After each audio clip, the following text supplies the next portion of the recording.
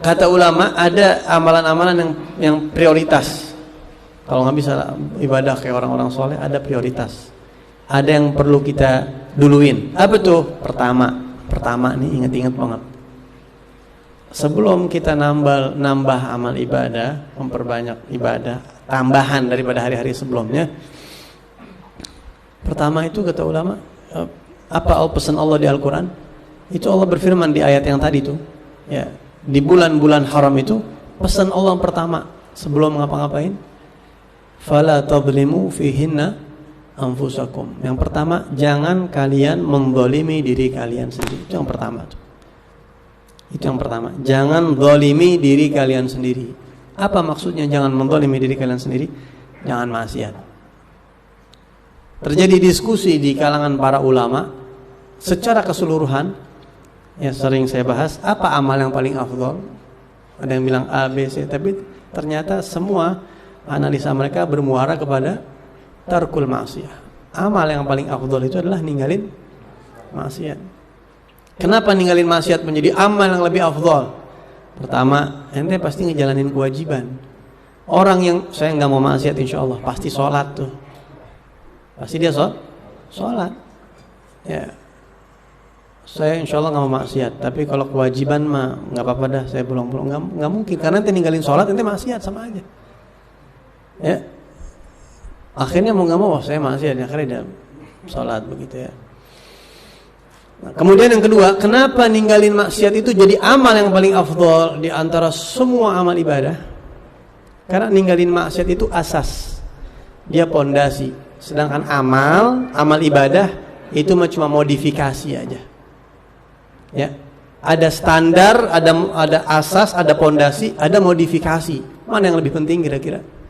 Modif dulu apa pondasi dulu kira-kira? Pondasi dulu. Bikin rumah kalau pondasinya cakep, ente memodif kayak apa juga, ya udah enak.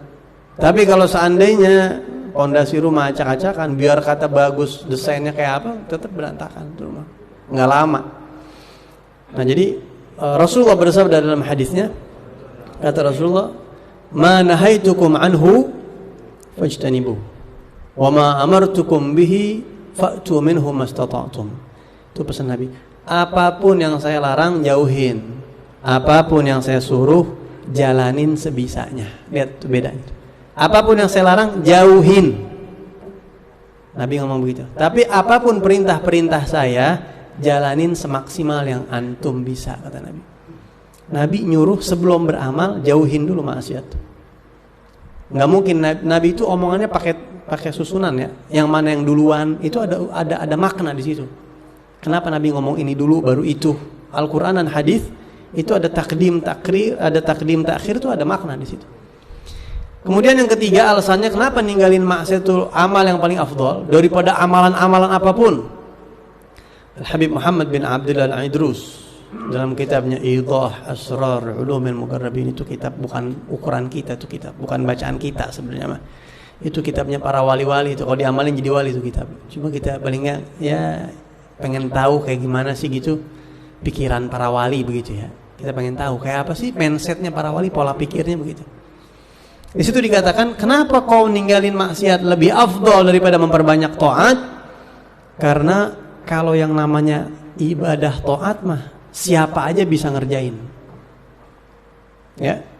Orang yang kagak sholat bisa nyantunin yatim piatu, bisa.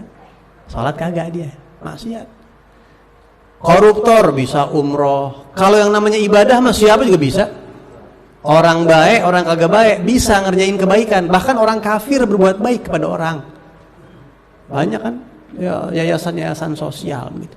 Tapi kalau yang namanya ninggalin maksiat, itu yang sanggup hanya orang-orang pilihan Allah, muqarrabin. Ya, jadi orang-orang yang ninggalin maksiat itu hanya orang-orang pilihan Allah. Nah, itu konsentrasi di situ itu lebih utama. Ya. Kemudian yang keempat, alasannya kenapa? Dosa itu beban. Jadi kalau kita ini amal soleh itu kan naik. Amal soleh itu sifatnya dia naik. Allah berfirman di Al-Quran, "Ilaihi yas'adul kalimut thayyib wal amalus salih yarfa'uh." Ya, Allah berfirman di Al-Quran, ucapan-ucapan yang baik, bacaan-bacaan zikir dan amal-amal soleh itu naik, ngangkat, dilaporkan begitu ke atas. Buat naik itu harus ringan. Sekarang pesawat itu kalau bebannya terlalu banyak naik ke kira-kira tuh nggak bakal naik. Mobil itu kalau bebannya terlalu banyak, misal contohnya mobil Avanza bawa beban 8 ton mobil Avanza tuh. Gimana kira-kira tuh? Jalan nggak kira-kira? Nggak mungkin jalan ya. Nah begitu juga ibadah kita. Ente memperbanyak ibadah tapi kitanya ini dosa banyak, kagak ngangkat tuh amal ibadah, kagak ngangkat. Tapi kalau kita nggak punya dosa nih, ya, beban dosa kita nggak ada atau sedikit deh bahkan, ente duha 2 rakaat aja langsung diterima sama Allah. Ya, ente ibadah sedikit ya, langsung diterima sama Allah. Nah, kan yang penting ibadah itu diterima sama Allah. Yang penting tuh itu. Yang bikin ibadah jadi berat diterima tuh beban dosa kita, karena udah tercampur aduk di situ sama dosa. Nah, makanya amal soleh dengan makanan haram kagak diterima sama Allah. Ya.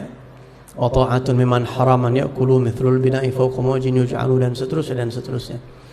Makanya kata ulama, di hari-hari mulia, Ramadankah itu 10 hari pertama Dzulhijjah kah atau hari-hari mulia, malam-malam mulia, sebelum kita mikirin nambah amal apa nih ya, pertama konsentrasi bagaimana saya ngejauhin maksiat. Konsentrasi itu lebih penting daripada nambah banyak amal.